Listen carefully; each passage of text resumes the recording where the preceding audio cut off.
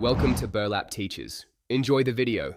You start by verifying prerequisites, PLC model, firmware, and which protocol it uses. Next, install FactoryTalk and RSLinks on your engineering PC because RSLinks handles driver communication.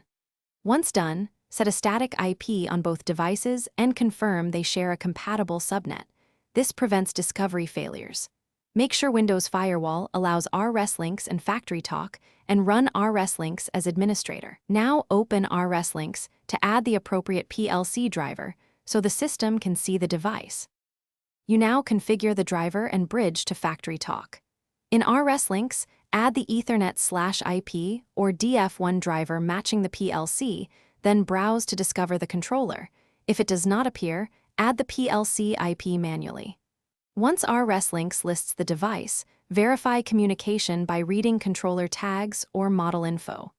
After that, enable the DDE/OPC or OPC UA server within RSLinks so FactoryTalk can consume data. Finally, launch FactoryTalk Administration Console to add a new data server alias pointing to the RSLinks instance.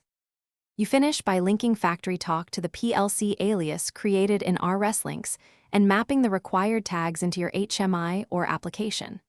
Once mapped, test read and write on a non-critical tag to confirm control and security permissions. Make sure the application runtime uses the same user context as RSLinks for stable connections. If the link drops, check IP addressing, driver selection, firewall rules, and firmware compatibility. These are the usual causes. Adjust settings, restart services, and retest communication. Thanks for watching. Consider subscribing if this video helped you.